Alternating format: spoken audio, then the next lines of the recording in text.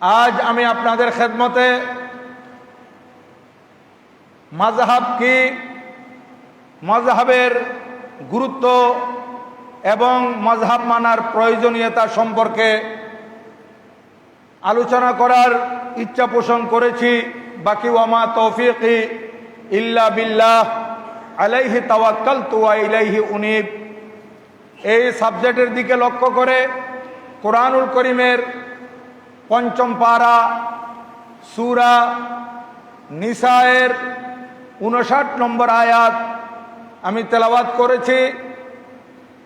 এই আয়াতে মহান রব্বুল আলামিন আমাদেরকে কি আদেশ করেছেন সে সম্পর্কে আলোচনা হবে। প্রথমে আয়াতের সহজ সরল অনুবাদটুকু আপনাদের খেদমতে আমি উপস্থাপন করছি। কোরআনুল কারীম ইরশাদ হচ্ছে, বিসমিল্লাহির রহমানির রহিম, ইয়া আইয়ুহাল্লাযীনা আমানু, হে ঈমানদারগণ, আতিউল্লাহ, আল্লাহর আনুগত্য করো, আল্লাহর আদেশ আল্লাহর হুকুম মানো, ওয়া আতিউর রাসূল, রসুল পাক সাল্লাল্লাহু আলাইহি ওয়াসাল্লামের আনুগত্য করো, রসুল পাক সাল্লাল্লাহু আলাইহি ওয়াসাল্লামের আদেশ এবং হুকুম মান্য করো, ওয়া উলিল আমরে মিনকুম, এবং তোমাদের মধ্যে যারা ক্ষমতাবান, আদেশদাতা এবং সমাধানদাতা তাদের আনুগত্য করো, তাদের হুকুম তোমরা মান্য করো। ফাইন তানাজাতুম ফি শাইইন ফারুদ্দুহু ইলাল্লাহি ওয়ার রাসূল, কোন ব্যাপারে তোমাদের মধ্যে যদি ঝগড়া হয়, মতানৈক্য হয়, তখন তোমরা সেটা আল্লাহ এবং আল্লাহর রসুলের দিকে সুপর্দ করো। ইন কুনতুম তুমিনুনা বিল্লাহি ওয়া বিল ইয়াউমিল আখির, যদি তোমরা আল্লাহ এবং আখিরাতের প্রতি বিশ্বাসী হও। যালিকা খায়রুন, এটাই উত্তম। ওয়া হাসানু তাবিলা, এবং এটাই হচ্ছে উত্তম তাবিল। এই আয়াতের সহজ সরল অনুবাদ আপনাদের খেদমতে আরজ করলাম। এখান থেকে আমরা মহান রব্বুল আলামিনের পক্ষ থেকে কয়েকটি নির্দেশনা পাচ্ছি। এক নম্বর হচ্ছে, আল্লাহ পাক সুবহানাহু ওয়া তাআলা বলেন, আতিউল্লাহ, আল্লাহর আদেশ মানো, আল্লাহর অনুগত্য করো। দুই নম্বর হচ্ছে আতিউর রাসূল, রসুল পাকের আনুগত্য করো, রসুল পাকের হুকুম মানো। তৃতীয় নম্বর হচ্ছে ওয়া উলিল আমরে মিনকুম, তোমাদের মধ্যে যারা ক্ষমতাবান, সমাধানদাতা, তাদের হুকুম তোমরা মানো। এখানে একটা কথা খেয়াল রাখবেন, আল্লাহ পাক সুবহানাহু ওয়া তাআলার আনুগত্যের কথা আল্লাহ পাক স্পেশাল ভাবে বলেছেন, আতিউল্লাহ, আল্লাহর আনুগত্য করো। আবার রসুল পাকের আনুগত্যের ব্যাপারে যখন আসছে তখন আবার বলতেছেন ও আতিউর রসুল, রসুল পাকের আনুগত্য করো। কিন্তু ক্ষমতাবান যারা, সমাধানদাতা যারা, তাদেরকে মানার ব্যাপারে যখন আসছে তখন ও আতিউ উলিল আমর বলেন নাই, তখন বলছেন ওয়া উলিল আমরে মিনকুম, আগের গুলার উপর আত্ম করে। আতিউ আল্লাহর আগে আসছে, আতিউ রসুল পাকের আগে আসছে। আতিউ মানে তোমরা এতাআত করো। এই এতাআত আল্লাহ পাকের ব্যাপার আল্লাহ পাক বলেছেন, রসুল পাকের ব্যাপারও বলেছেন। কিন্তু এখানে আল্লাহ পাক সুবহানাহু ওয়া তাআলা যদি বলতেন আতিউল্লাহ ওয়ার রাসূলা ওয়া উলিল আমরি মিনকুম, তোমরা আল্লাহর আনুগত্য করো, রসুল পাকের এবং ক্ষমতাবানদের আনুগত্য করো, হয়ে যেত। কিন্তু আতিউ আল্লাহর আগে এনেছেন, রসুলের আগে এনেছেন, কিন্তু উলিল আমরের আগে আনেন নাই। কেন? যে আল্লাহর আনুগত্য করা এটা আমাদের উপর ফরজ, রসুল পাকের আনুগত্য করা ফরজ। আমার আল্লাহ পাক সুবহানাহু ওয়া তাআলা আতিউল্লাহ, আল্লাহর আদেশ মানো, আল্লাহর আনুগত্য করো, ও আতিউর রসুল, এবং রসুল পাকের আনুগত্য করো। এই আয়াতের দ্বারায় আমাদেরকে একথাই বুঝিয়ে দিয়েছেন, যারা আমার রসুল পাকের আনুগত্য করবে সেটাই আমার আনুগত্য হবে। এজন্য বলেছেন ওয়াতিউর রসুল, কিন্তু ওয়াতিউ উলিল আমর বলেন নাই। উলিল আমরকে আগেরটার উপর আত্ম করে দিয়েছেন, বলতেছেন তোমরা উলিল আমরের আনুগত্য করো। কখন? যদি যারা ক্ষমতাবান আছেন, সমাধানদাতা যারা আছেন, তাদের সমাধানটা যদি আল্লাহ এবং আল্লাহর রসুলের বিধানের অনুসরণে হয়, আল্লাহ এবং আল্লাহ রসুলের আনুগত্যের অনুসরণে হয়, তাহলে তাদেরকে মান্য করতে হবে। দেখেন, এখানে আমাদের দেশে নয়, এখন সারা বিশ্বে মাঝে মাঝে বিভিন্ন সময় ভিন্ন ভিন্ন সময় এগুলার উত্থান হয়, মাঝে মাঝে এগুলো আবার ডাউন হয়ে যায়, অস্তিত্ব থাকে না। এটা এখন থেকে না, এই আলে হাদিস যারা আছে এদের উত্থান, এদের উৎপত্তি এটা এখন থেকে নয়, অনেক আগে থেকেই। এটা হযরতে মাওলায়ে কায়নাত শেরে খুদা রাদিয়াল্লাহু তাআলা শাহাদাতের পর থেকে রাজনৈতিক পরিস্থিতি যখন অস্থিতিশীল হয়, তখন আহলে সুন্নাত ওয়াল জামাতের বিরুদ্ধে এক ফেরকা খারিজি হয়ে যায়, আরেক ফেরকা শিয়া হয়ে যায়, আরেক ফেরকা এরা শুধু হাদিস মানি বলে আলে হাদিস হয়ে যায়। এইভাবে সেখান থেকে আস্তে আস্তে মাঝে মাঝে দেখা গেছে ইতিহাসে যে তাদের অস্তিত্ব বিলীন হয়ে গিয়েছিল, কিন্তু আবার এরা ভুঁই ফুরে উঠছে। সেই উঠার মধ্যে দেখতেছি বর্তমানও আমাদের সময়ে আমরা তাদের উত্থান দেখতেছি। তারা বিভিন্নভাবে মানুষকে প্রভাবিত করার জন্য চেষ্টা করতেছে, চলে বলে কৌশলে। কিন্তু আপনাদেরকে সব সময় সজাগ থাকতে হবে। আমরা আহলে সুন্নাত ওয়াল জামাত, আমরাই হকের উপর আছি, এবং আহলে সুন্নাত ওয়াল জামাতের বিপরীতে যারা আছে এরা বাতিল।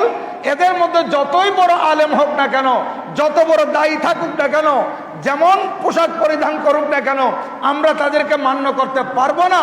কারণ ইবলিস শয়তান মানুষকে ইহুদির সুরতে এসে ধোঁকা দিতে পারে না, নসরার সুরতে এসে ধোঁকা দিতে পারে না, অমুসলিমের সুরতে এসে ধোঁকা দিতে পারে না।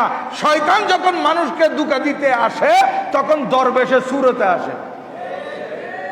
এই জন্য আমাদেরকে বুঝতে হবে, এরা যে দরবেশের সুরত নিয়েছে, এরা আসলে দরবেশ নয়। কোরআনুল কারীমে আল্লাহ পাক সুবহানাহু ওয়া তাআলা যে ইরশাদ করেছেন, আল্লাযী ইউওয়াসবিসু ফি সুদুরিন নাস মিনাল জিন্নাতি ওয়ান নাস। আমার আল্লাহ বলেন, যারা মানুষের অন্তরে কল্পনা জল্পনা ঢালে, মানুষকে ধোঁকা দেয়, এরা দুই শ্রেণীর। একটা হচ্ছে জিন শ্রেণী, আর একটা হচ্ছে মানুষ শ্রেণী। একটা জিন আর একটা মানুষ। তাহলে বোঝা গেল এই মানুষগুলো বিভিন্ন সময়ে আমাদেরকে ধোঁকা দেওয়ার জন্য চেষ্টা করবে, তাদের পথে মতে নিয়ে যাওয়ার জন্য চেষ্টা করবে। এখন আমরা তাদের এই স্বরূপগুলা উন্মোচিত হতে দেখতেছি। এরা যে দিন ধর্মের নামে দিন ধর্মকে পাত্তাই দেয় না, নাম মুখের উপর ইসলামের, কিন্তু ইসলামের গুরুত্ব তাদের কাছে নাই। নামাজ তারা পড়ার কথা বলে, কিন্তু মসজিদের গুরুত্ব যে তাদের কাছে নাই। এটা বর্তমানে আলহামদুলিল্লাহ, এখন তো বিজ্ঞানের উন্নতির যুগ, এখন ফেসবুক, ইউটিউব, আরো কি কি এগুলার যুগ।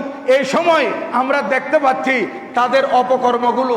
এরা মসজিদ সর্বশ্রেষ্ঠ জায়গা, ইদানিং আপনারা দেখেছেন এই সমস্ত আলে হাদিস, লামাযহাবি বলেন, সালাফি বলেন, এদের বিভিন্ন নাম, এরা মসজিদের মধ্যে পর্যন্ত ফুটবল খেলতেছে।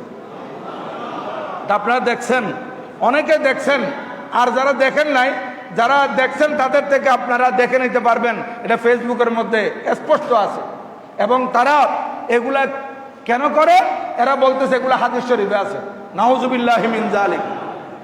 একটা হাদিসে পাক আছে যেখানে এরা হাবশার লোকেরা মসজিদের মধ্যে খেলতেছিল। এরা কি খেলা? এরা প্রশিক্ষণ নিতেছিল যুদ্ধের। কোথায় যুদ্ধের প্রশিক্ষণ নেওয়া আর কোথায় ফুটবল খেলা। এই জন্য তো তারা আজকে পথহারা হয়ে গেছে। আমরা মজহাব মানি, তারা মজহাব মানে না। মজহাব কেন মানতে হয়? মজহাব মানে হচ্ছে মত, মজহাব মানে হচ্ছে পথ। মজহাব শব্দের অর্থ হচ্ছে মত, মজহাব শব্দের অর্থ হচ্ছে পথ। তাহলে মজহাব কাকে বলে? শব্দ অর্থ তো বুঝলাম, মত, পথ, রাস্তা। এ মজহাব কাকে বলে? মজহাবের সংজ্ঞা কি? মজহাবের সংজ্ঞা হচ্ছে মুস্তাহিদগণ, যারা মুস্তাহিদ, যাদের ব্যাপারে আমার নবী যে হাদিসে পাকে সুস্পষ্টভাবে বলেছেন যে যারা মুস্তাহিদ হবেন তারা ইস্তেহাদ করতে গিয়ে ওনাদের ইস্তেহাদটা যদি শুদ্ধ হয়, সঠিক হয়, তাহলে তাদের জন্য হচ্ছে 2 গুণ সওয়াব। আর মুস্তাহিদগণ ইস্তেহাদ করতে গিয়ে ওনাদের গবেষণায়, ওনাদের চিন্তা ভাবনায় যদি ইস্তেহাদটা ভুল হয়, তাহলে গুনাহ হবে না, সেখানে একটা সওয়াব আছে। এটা হাদিসে পাক আমার নবীজি ইরশাদ করেছেন মুস্তাহিদের ব্যাপারে। তাহলে আজকে যারা বলে কোরআন মানি, হাদিস মানি, আর কিছু মানে না, তাহলে তাদের কথার দ্বারাই বোঝা গেল তারা কোরআনও মানে না। কেন? আমি যে আয়াতটি তেলাওয়াত করেছি, এই আয়াতের আলোকে আপনারা সুস্পষ্ট বুঝে গেছেন। আমি 2-3 বার করে বলছি কেন, আতিউল্লাহ ওয়া আতিউর রাসূলা ওয়া উলিল আমরে মিনকুম। দেখেন, ওয়া উলিল আমরে মিনকুম, আমার আল্লাহ বলেন আল্লাহর আদেশ মানো, রসুল পাকের আদেশ মানো, এবং উলিল আমর যারা তোমাদের মধ্যে, যারা মুস্তাহিদ, তোমাদের মধ্যে যারা ফকি, তোমাদের মধ্যে যারা সমাধানদাতা, এদের তোমরা আনুগত্য করো। তাহলে এটা নির্দেশ কার? আল্লাহর। তাহলে আমি যদি বলি আমি আল্লাহর আইন মানি, আল্লাহর হুকুম মানি, রসুল পাকেরটা মানি, আর কিছু মানি না, তাহলে বোঝা গেল আমি কোরআনে পাককে মানলাম না। কারণ কোরআনে পাকে আমার আল্লাহ বলতেছেন ওয়া উলিল আমরে মিনকুম, তোমরা উলিল আমরকে মান্য করো। আর ইস্তেহাদ এটা কোত্থেকে আসছে? ইস্তেহাদ এটা এখনের ব্যাপার নয়, এটা নবী পাক সাল্লাল্লাহু আলাইহি ওয়াসাল্লাম হাদিসে পাকে বলেছেন ইস্তেহাদের ব্যাপারে। আর এদিকে দেখেন হযরতে সাইয়্যিদানা মুআয ইবনে জবল রাদিয়াল্লাহু তাআলা আনহু, আমার নবীজির সাহাবী মুআয ইবনে জবল, হযরতে সাইয়্যিদানা মুআয ইবনে জবল রাদিয়াল্লাহু তাআলা আনহুকে আমার নবীজি ইয়েমনের গভর্নর করে পাঠাবেন। ইয়েমন দেশে শাসনকর্তা হিসেবে আমার নবীজি ওনাকে প্রেরণ করবেন। কোন সময়? এটা একেবারে 10ম হিজরি, আমার নবীজির ওয়াফাত শরীফের কিছু আগে 10ম হিজরিতে উনাকে আমার নবীজি প্রেরণ করবেন। কোথায়? ইয়েমন দেশের মধ্যে শাসনকর্তা হিসেবে। আমার নবীজি ইরশাদ করেন, ইয়া মুআয, ও মুআয শুনো, কালা কাইফা তাকজি ইজা আরাদা লাকা কদাউন, যদি কোনো মুকদ্দমা তোমার দরবারে পেশ করা হয়, তাহলে তুমি কিভাবে ফয়সালা দিবে বলো। দেখেন নবীজি ইরশাদ করতেছেন, আই মুআয বিন জবল, তোমার সামনে যদি কোনো মোকদ্দমা আসে, এটা তুমি ফয়সালা কিভাবে দিবে বলো। হাদিসে পাকে আসতেছে, লাম্মা আরাদা আইয়া বাসা মুআযান ইলাল ইয়ামান, আল্লাহর নবীজি যখন হযরতে মুআয বিন জবল রাদিয়াল্লাহু তাআলা আনহুকে ইয়ামানের দিকে প্রেরণ করার শাসনকর্তা হিসেবে পাঠানোর ইচ্ছা পোষণ করলেন, কালা নবীজি ইরশাদ করলেন, কাইফা তাকদি ইজা আরাদা লাকা কাযাউন, মুকদ্দমা আসলে তুমি কিভাবে ফয়সালা করবে। উনি কি উত্তর দিলেন? দেখেন নবীজির সাহাবী আমার নবীজি কি উত্তর দিলেন? প্রশ্নের উত্তর, ক্বালা আকদি বিকিতাবিল্লাহি তাআলা, ইয়া রাসূলুল্লাহ সাল্লাল্লাহু আলাইহি ওয়াসাল্লাম, আমার সামনে যদি কোনো মুকদ্দমা আসে, আমি কোনো আমার সামনে কোনো বিচার আছে, তখন এটা ফয়সালা করব কোরআন শরীফ অনুসারে। আকদি ইয়া রাসূলুল্লাহ, আমি কুরআনুল কারীম মতে এটা ফয়সালা করব। ক্বালা ফাইল্লাম তাজিদ ফি কিতাবিল্লাহ, এই মুআয, এই মুকদ্দমার ফয়সালা তুমি যদি কোরআন শরীফে খুঁজে না পাও, কোরআন শরীফে যদি তুমি এটার কোনো সমাধান না পাও, তখন কি করবে?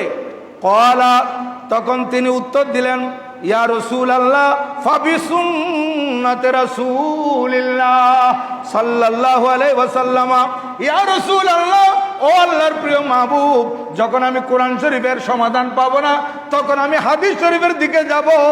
আল্লাহর প্রিয় মাহবুব সাল্লাল্লাহু আলাইহি ওয়াসাল্লামের হাদিসে পাক থেকে এটার সমাধান দিয়ে দেব। হাদিসে পাক থেকে আমি সমাধান দেব। তখন আমার নবীজি আবার জিজ্ঞাসা করলেন, ক্বালা ফাইল্লাম তাজিদ বিসুন্নতি রাসূলিল্লাহ ওয়ালা ফি কিতাবিল্লাহ, ও মুআয, যদি তুমি এর সমাধান হাদিস শরীফে খুঁজে না পাও, কোরআন শরীফে খুঁজে না পাও, তখন তুমি কি করবে? কথা খুব বুঝে নিবেন। এখন মূল কথায় চলে আসলাম। হযরতে সাইয়্যিদানা মুআয রাদিয়াল্লাহু তাআলা আনহু বললেন, ক্বালা আজতাহিদু বিরাই, ইয়া রাসূলুল্লাহ, এর সমাধান যখন কোরআন শরীফও পাবো না, হাদিসে রাসূলও পাবো না, তখন আমি চিন্তা ভাবনা করে আমি ইস্তেহাদ করব।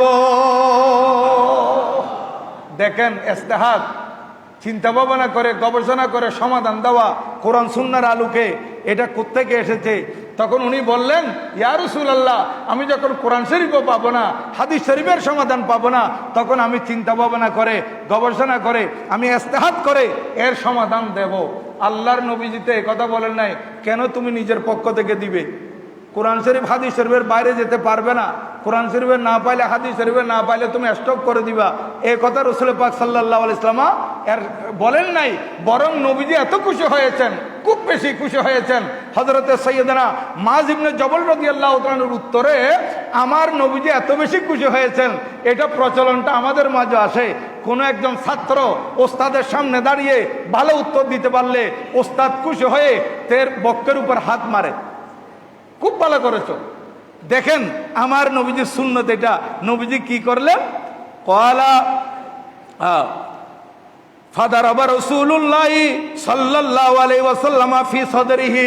আল্লাহর নবীজি হযরতে মুআয বিন জবল রাদিয়াল্লাহু তাআলা বক্ষের মধ্যে এভাবে হাত মেরেছেন, হাত রেখে বলতেছেন আল্লাহর নবীজি, ওয়া ক্বালা আলহামদুলিল্লাহ। নবীজি ইরশাদ করলেন, সমস্ত প্রশংসা আল্লাহর। আল্লাহর গুণগান করতেছেন, আল্লাহর প্রশংসা করতেছেন। এবং নবীজি আরো ইরশাদ করলেন, ওয়াফাকা রাসূল রাসূলিল্লাহ সাল্লাল্লাহু আলাইহি ওয়াসাল্লাম লিমা ইউরদির রাসূল লিমা ইউরদি রাসূলুল্লাহ সাল্লাল্লাহু আলাইহি ওয়াসাল্লাম। আল্লাহু জাল্লা মজদুর সমস্ত প্রশংসা যে আল্লাহ রসুলে পাকের রসুলকে, রসুলা রসুলিল্লাহ, অর্থাৎ আমার নবী যে আল্লাহর রসুল, আর যিনি যাচ্ছেন ইনি আমার রসুলের পাকের দূত, রসুলের পাকের পক্ষ থেকে প্রেরিত। এই জন্য বলতেছেন ওয়াফাকা রসুলা রসুলিল্লাহ। আল্লাহ রসুল সাল্লাল্লাহু আলাইহি ওয়াসাল্লাম যাকে শাসনকর্তা হিসেবে ইয়ামানের দিকে প্রেরণ করতেছেন, তাকে আল্লাহ জাল্লা শানুহু এমন তৌফিক দান করেছেন যে কোরআন শরীফও যদি সমাধান না পায়, হাদিসের রাসূলও যদি সমাধান না পায়, তাহলে উনি যে ইস্তেহাদ করে চিন্তা ভাবনা করে সমাধান দিবে, এইরকম যোগ্যতা, এরকম ক্ষমতা আল্লাহ পাক আল্লাহর বান্দাকে দান করেছেন, আমার মাঝকে দান করেছেন। এই কথা বলে নবীজি বলেছেন, এমন তৌফিক আল্লাহ পাক হযরতে মুআযকে দিয়েছেন, যেই কথা শুনে, যেই তৌফিক দেখে আল্লাহর রসুল নিজেই খুশি হয়ে গেছেন। বড় করে বলুন সুবহানাল্লাহ। তাহলে এবার বুঝেন ইস্তেহাদ কোত্থেকে আসছে। আর কোরআন শরীফে আছে সরাসরি কোন একটা জিনিস, এটা কোরআন শরীফ থেকে নেব। হাদিসে পাকে আছে সরাসরি আমরা হাদিসে পাক থেকে নেব।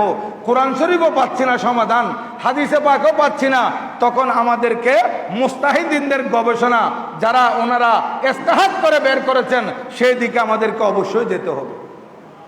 এই জন্য যেমন আমরা যে রোজা রাখি, এই রোজার ব্যাপারে সুস্পষ্ট কোরআনুল কারীমে আছে, শাহরু রমাদান আল্লাযী উনজিলা ফীহিল কুরআন হুদাল লিন-নাস ওয়া বায়িনাতিম মিনাল হুদা ওয়াল ফুরকান ফামান শাহিদা মিনকুমুশ শাহরা ফালইয়াসুমহু। আমার আল্লাহ বলেন, এটা মূল কথাটা বলে দিচ্ছি, ফামান শাহিদা মিনকুমুশ শাহরা ফালইয়াসুমহু। তোমরা যখন মাস পাবে, এই মাস পেলে তোমরা রোজা পালন করো। তাহলে দেখেন, ফামান শাহিদা মিনকুমুশ শাহরা ফালইয়াসুমহু, তোমরা যদি এই মাস পাও তাহলে তোমরা রোজা পালন করো। এই যে মাহে রমজানুল মুবারকের রোজা ফরজ, এই আয়াতের আলোকে এখন এখানে তো আছে মাস পেলে রোজা রাখো, কয়টা রাখো সেইটা আছে। আমরা কয়টা রাখবো? 29টা রাখবো না 30টা রাখবো, এইটা আমরা কোরআন শরীফে পাবো না। এটা খুঁজলে এইটার সমাধানের জন্য যাইতে হবে হাদিসে রসুলে, এটার জন্য যাইতে হবে আমার নবীজির হাদিসে পাকে। আমার নবীজি বলেন, উম্মত, যে সময় তোমরা 29 রাত্রে চাঁদ দেখবে তাহলে রোজা 29টি রাখবে। আর যখন 29 দিবাগত রাত চাঁদ দেখা যাবে না, তাহলে সেই মাসে তোমরা রোজা 30টি পূর্ণ করবে। তাহলে এর সমাধান আমরা হাদিসে পাক থেকে পেয়ে গেলাম। আর আমার নবীজি ইরশাদ করেন, ফাইন গুম্মা আলাইকুম ফাকমিলুল ইদ্দাতা সালাসিন। যদি তোমরা দেখো 29-এ যখন চাঁদ দেখতে যাবে, আকাশ মেঘাচ্ছন্ন, চাঁদ দেখা যাচ্ছে না, চাঁদ দেখার কোনো সুযোগ নাই, দূরবীক্ষণ যন্ত্র দিয়ে দেখা গেল চাঁদ স্পষ্ট হচ্ছে না, তখন তোমরা 30 রোজা পূরণ করে না। তাহলে যেই সময় 29-এ শাওয়ালের চাঁদ উদিত হবে তখন আমরা রোজা রাখবো রমজান শরীফের 29টি।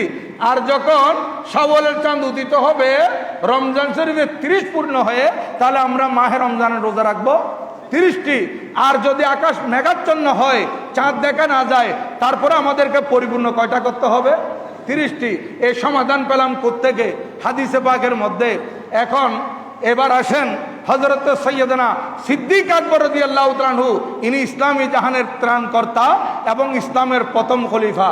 উনি যে প্রথম খলিফা হলেন, এটা কোরআন শরীফে আছে না হাদিস শরীফে আছে? বলেন। এখন কোরআন শরীফে কোন আয়াতে আছে আমার নবীজির পরে হযরত সিদ্দিক আকবর রাদিয়াল্লাহু তাআলা আনহু প্রথম খলিফা হবেন? এবং হাদিস শরীফে সুস্পষ্টভাবে কোন হাদিসে পাকে আছে যে আমার নবীজি বলেছেন, এরশাদ করেছেন আমার পরে আবু বকর সিদ্দিক রাদিয়াল্লাহু তাআলা আনহু খলিফা হবেন? তাহলে এটা আমরা কোরআন শরীফে খুঁজলে পাবো না, হাদিসে পাকের মধ্যে ইঙ্গিত পাবো, কিন্তু স্পষ্টভাবে পাবো না।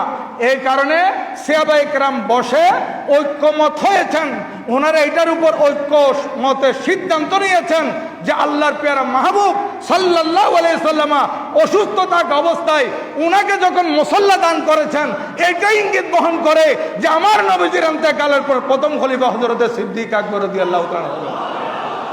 এটা হচ্ছে সাহাবায়ে কেরামের ঐক্যমত। তাহলে সিদ্দিক আকবর রাদিয়াল্লাহু তাআলা প্রধান খলিফা হওয়ার ব্যাপারে আমরা কোরআন হাদিসে সুস্পষ্ট কোনো বর্ণনা পাই নাই, হাদিসে পাকের মধ্যে কোনো সুস্পষ্ট বর্ণনা পেলাম না। সুতরাং আমরা সিদ্দিক আকবর রাদিয়াল্লাহু তাআলা যে প্রথম খলিফা, এটা মেনে নিয়েছি। কিভাবে আমরা এটা মানলাম? যে সাহাবায়ে কেরামের ঐক্যমত, সাহাবায়ে কেরামের ঐক্যমত। এখন তারা বলবে যে হ্যাঁ ঠিক আছে, সাহাবায়ে কেরামের ঐক্যমত আমরা মেনে নিলাম, কিন্তু হানাফি, শাফিঈ, মালিকি, হাম্বলি এগুলো কোত্থেকে আসলো? এগুলো তো আরো পরে। সাহাবায়ে কেরামের যুগে কোনো মাযহাব ছিল কিনা এটা নিয়ে যদি আলোচনা করতে যাই অনেক সময়ের প্রয়োজন আছে। সংক্ষেপে আমি এতটুকু বলবো, হ্যাঁ মাযহাব ছিল।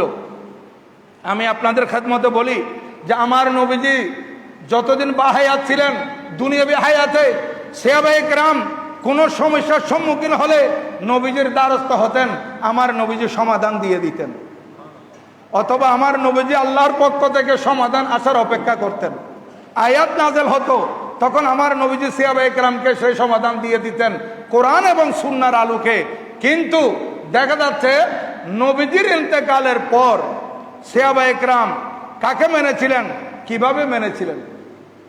আমাদের প্রিয় নবীজি সাল্লাল্লাহু আলাইহি ওয়াসাল্লামের ইন্তেকালের পর দেখা যাচ্ছে মক্কা শরীফে সাহাবায়ে কেরাম মেনেছিলেন হযরত সৈয়দনা আব্দুল্লাহ ইবনে আব্বাস রাদিয়াল্লাহু তাআলা আনহুকে। নবীজির ইন্তেকালের পর মক্কাবাসীরা কাকে মানতেন? হযরত সৈয়দনা আব্দুল্লাহ ইবনে আব্বাস রাদিয়াল্লাহু তাআলা আনহুকে। কোন সমস্যা দেখা দিলে ওনারা হযরত আব্দুল্লাহ ইবনে আব্বাস রাদিয়াল্লাহু তাআলা আনহুর কাছে যেতেন, উনি এটা সমাধান দিয়ে দিতেন। উনি মুস্তাহিদ ছিলেন এবং মক্কা শরীফে ছিলেন। মদিনাবাসীরা কি করতেন? এখন মদিনাবাসীরা মেনেছিলেন কাকে?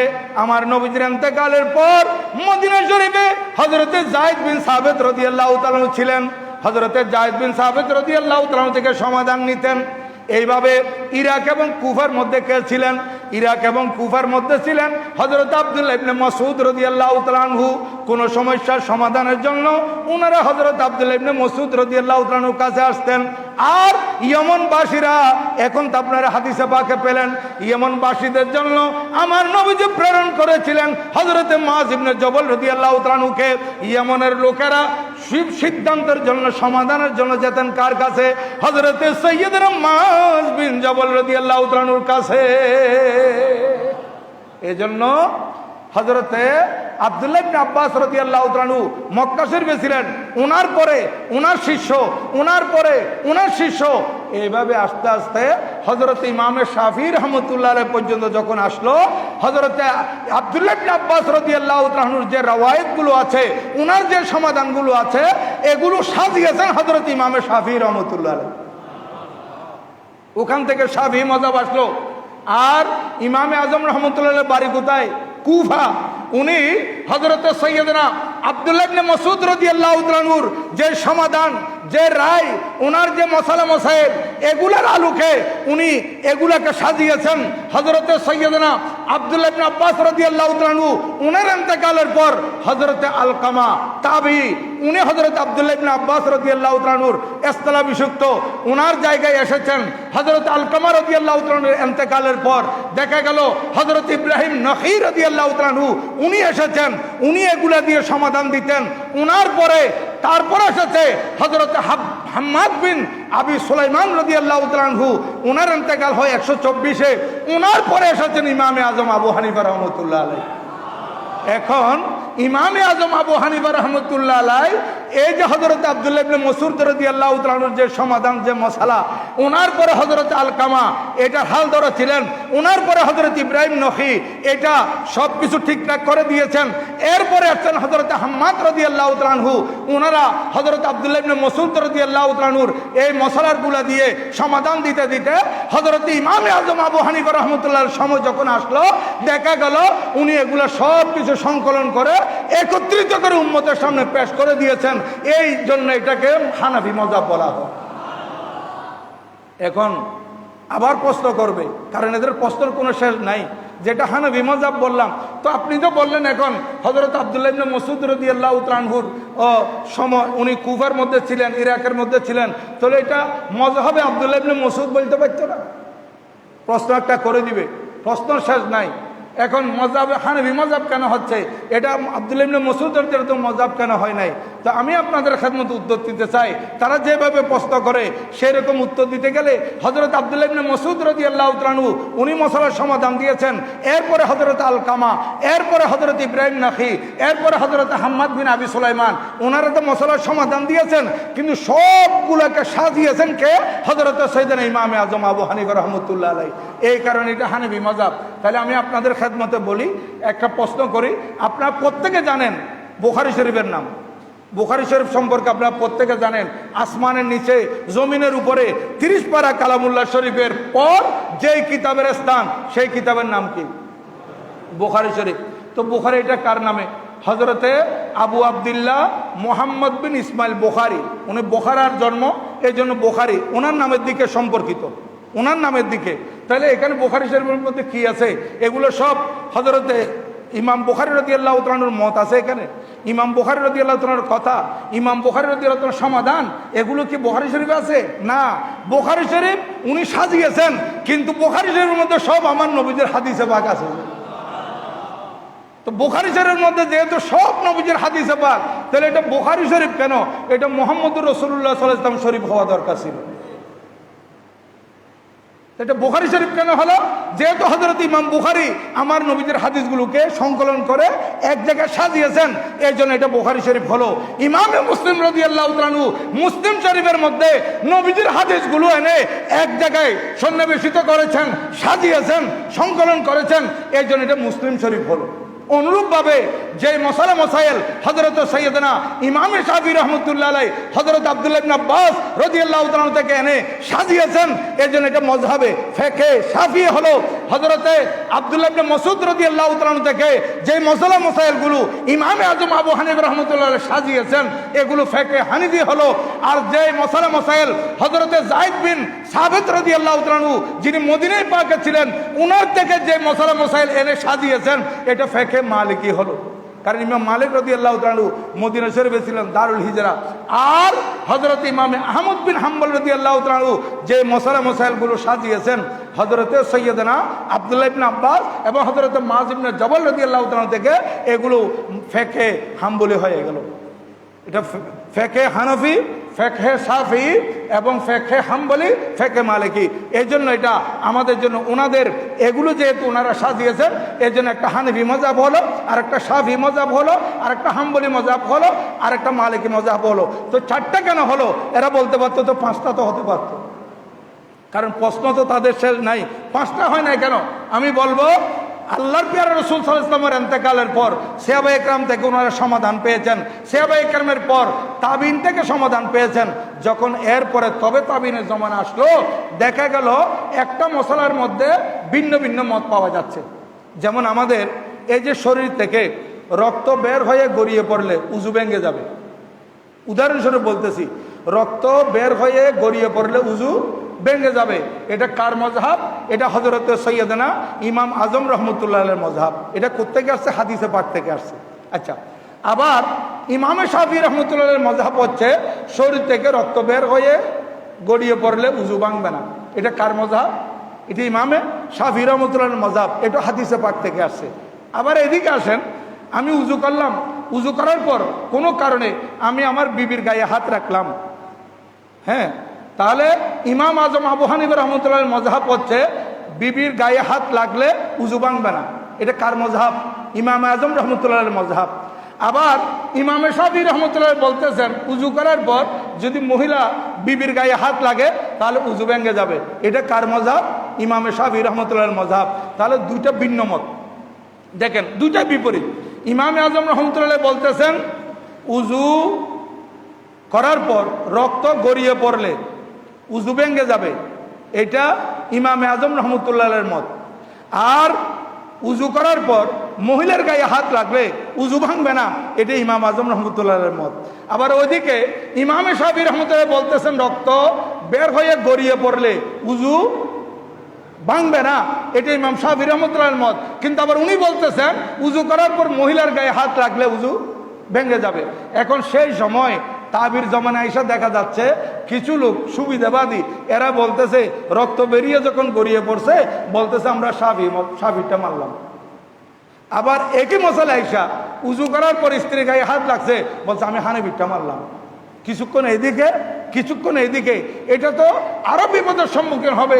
সেই জন্য সেই যুগে বড় বড় মুস্তাহিদিনে কেরাম, এটা উদাহরণস্বরূপ বলছি যেহেতু সময় সংক্ষেপ, বড় বড় মুস্তাহিদগণ, বড় বড় ইমামগণ ওনার এজমা হয়ে গেছেন, একমত হয়ে গেছেন হানাফি, শাফঈ, মালিকি, হাম্বলি কোন না কোন একটা মজহাবকে মানতে হবে এবং মজহাব 4টাই হবে, 5টা হবে না।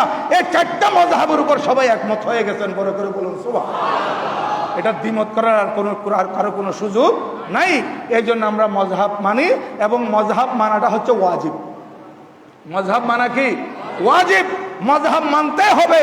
আর যারা মজহাব মানবে না বুঝা যাবে তারা কোরআন শরীফে মানতেছে না, হাদিস শরীফে মানতেছে না, কিন্তু তারা মুখে বুলি ছুড়াচ্ছে আমরা কোরআন হাদিস ছাড়া আর কিছু মানি না। তাহলে কোরআন হাদিস ছাড়া যদি কিছু না মানো তাহলে আল্লাহ পাক সুবহানাহু ওয়া তাআলা যে বলছেন আতিউল্লাহ ওয়া আতিউর রাসূল ওয়া উলিল আমরি মিনকুম, এবং উলিল আমরকে মানতে বলছে, যারা ক্ষমতাবান, যারা সমাধানদাতা তাদেরকে মানতে বলছে। তো তোমরা তো কোরআন শরীফও মানতেছো না।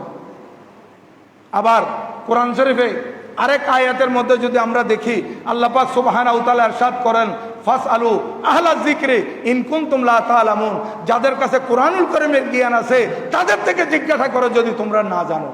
এটা তো আল্লাহ পাকের নির্দেশ, আল্লাহ পাকের ঘোষণা। তাহলে তারা আল্লাহর ঘোষণা মানতেছে না।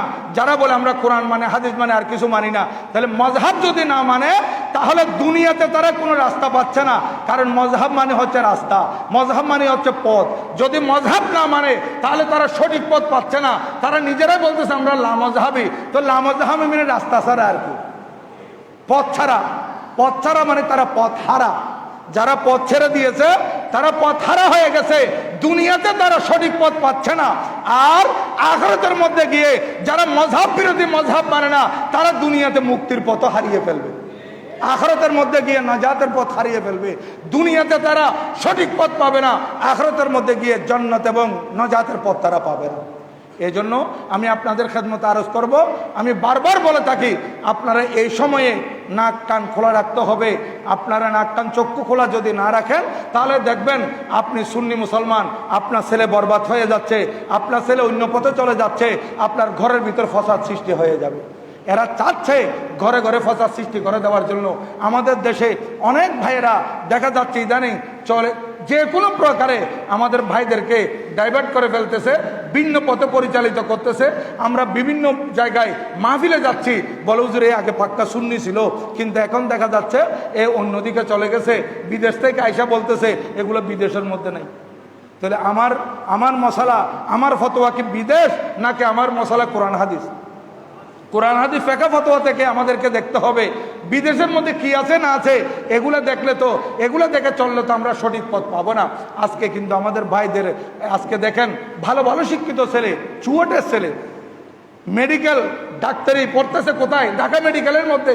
বড় বড় শিক্ষিত এরা ভালো ভালো, কত ব্রেনি হলে ঢাকা মেডিকেলের মধ্যে টিকতে পারে, কত ব্রেনি হলে চুয়াটের মধ্যে টিকতে পারে, আর বুয়েটের মধ্যে টিকতে পারে। তাহলে এইরকম ভালো ভালো ব্রেনি ছেলেদেরকে ব্রেন ওয়াশ করতেছে, কারণ এরা জেনারেল শিক্ষিত, স্কুল থেকে কলেজে গেছে, কলেজ থেকে ইউনিভার্সিটিতে গেছে, কিন্তু মাদ্রাসায় তো আর পড়ে নাই। মাদ্রাসায় না পড়ার কারণে, কোরআন হাদিসের জ্ঞান এই ছেলেদের কাছে না থাকার কারণে ওরা যখন আইসা সুন্দর আবা কাবা জুব্বা লম্বা দাড়ি দেখছে, ইসলামের কথা বলতেছে, তখন আমাদের ভালো ভালো ছাত্ররা তাদের দিকে ধাবিত হয়ে যাচ্ছে। এই জন্য আমি বলবো, আজকে আমার লাইভ যারা দেখতেছেন, আজকে চুয়েটে যারা লেখাপড়া করতেছেন, বুয়েটে যারা লেখাপড়া করতেছেন, মেডিকেল সায়েন্সে যারা লেখাপড়া করতেছেন, আমি আপনাদের খেদমতে বলবো আপনারা একটু যাচাই বাছাই করেন। বিবেক আপনাদের কাছে আছে, ব্রেইন আপনাদের কাছে আছে, আপনারা যদি সঠিকটা একটু দেখেন তখন আপনারা বুঝতে পারবেন। আমি বিশেষ করে আপনাদেরকে অনুরোধ করব, আপনারা লেখাপড়ার পাশাপাশি আমাদের আঞ্জুমানে রহমানিয়া আহমদিয়া সুন্নিয়া ট্রাস্ট থেকে প্রকাশিত তরজুমানে আহলে সুন্নাত মাসিক তরজুমানটা আপনারা একবার প্রতি মাসে মাসে রাখেন, দেখবেন আপনাদের আকীদা শুদ্ধ হয়ে যাবে। এই মাসিক তরজুমানটা যদি আপনারা রাখেন, বাতিলরা আপনাদেরকে গুমরাহ করতে পারবে না। আপনারা তো মনে করতেছেন আল কিল্লা পরে আছে, জুব্বা আবা কাবা আছে, লম্বা দাড়ি আছে, এরা মনে সঠিকের উপর আছে, আর এরা সঠিকের উপর নাই।